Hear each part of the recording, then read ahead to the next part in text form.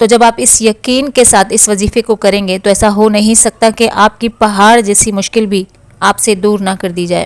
السلام علیکم، امید کرتی ہوں اللہ کے حکم سے آپ سب لوگ اپنے گھروں میں خوش باش زندگی گزار رہے ہوں گے، اور دعا کرتی ہوں کہ جو لوگ بھی پریشانی اور تکلیف میں ہیں اللہ پاک ان کی پریشانی اور تکلیف کو دور کرے اور ان کے لیے آسانیاں پیدا فرمائے۔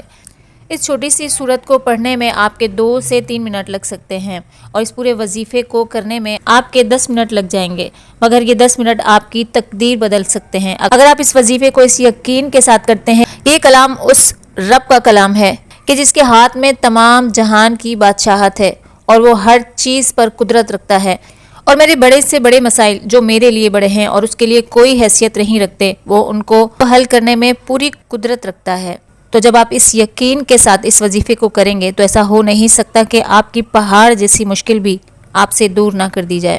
آپ اس سے مانگ کر تو دیکھیں، اس کے دروازے تو اپنے بندوں کے لیے ہمیشہ کھلے رہتے ہیں۔ لوگوں کے آگے جھکنے سے بہتر ہے کہ اس کے آگے جھکیں، اور اس کے آگے جتنا جھکتے جائیں گے وہ آپ کو اتنا ہی نوازتا جائے گا۔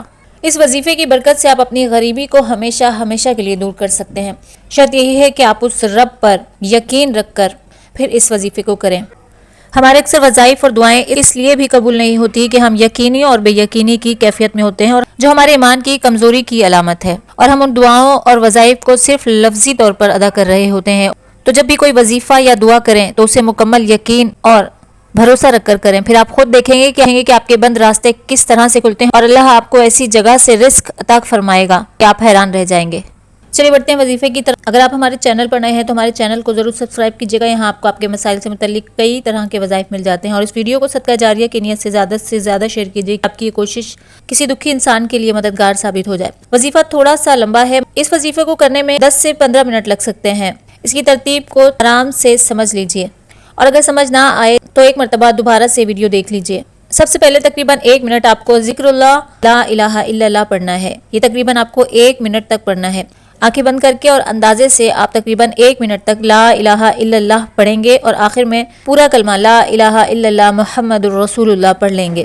اس کے بعد 3 مرتبہ اعوذ باللہ من الشیطان الرجیم بسم اللہ الرحمن الرحیم، اس کو 3 مرتبہ پڑھنا ہے۔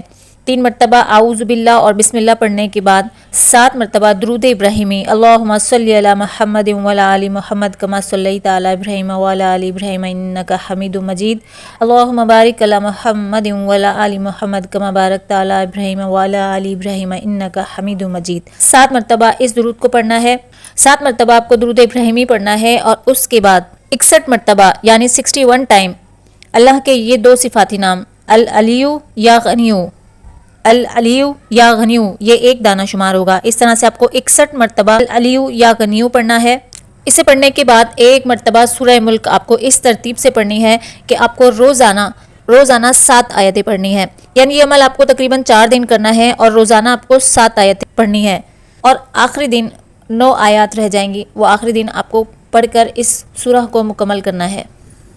یہ وظیفہ آپ کو 4 دن کرنا ہے، باقی ترتیب ویسے ہی رہے گی، بس سورہ ملک کو آپ کو روزانہ 7 آیت کر کے پڑھنا ہے، یعنی اس میں ٹوٹل 30 آیات ہیں، یعنی 3 دن 7 آیتیں پڑھنے کے بعد آخری دن آپ کے پاس 9 آیات بچ جائیں گی، جو انہیں پڑھ کر آپ کو اس سورہ ملک کو کمپلیٹ کرنا ہے، اور اس کے بعد آخر میں 21 مرتبہ لا الہ الا اللہ پڑھنا ہے، اور 21ویں مرتبہ لا الہ الا اللہ محمد الرسول اللہ۔ اس کے بعد آخر میں 1 مرتبہ درود ابراہیمی پڑھیے، اور آخر میں وہ تمام حاجتیں جن کے لیے آپ اس وظیفے کو کر رہے ہیں اللہ سے گڑ گڑا کر رو کر صدقے دل سے آپ کی جو بھی حاجتیں ہیں اللہ سے مانگے، تو انشاءاللہ اللہ پاک اسے ضرور پوری کرے گا۔ اس وظیفے کو کسی ایسی جگہ پر کریں کہ جہاں پر کوئی شور شرابہ نہ ہو، یعنی آپ یکسوئی کے ساتھ اس وظیفے کو کر سکیں، پھر آپ اس وظیفے کے کمالات اور برکات خود دیکھ لیں گے۔ پاک ہمیں اسی سے مانگنے اور اسی کے آگے جھکنے والا بنائے۔ ویڈیو پسند آئی ہو تو ضرور لائک کیجیے گا، اور اپنی دعاؤں میں یاد رکھیے گا۔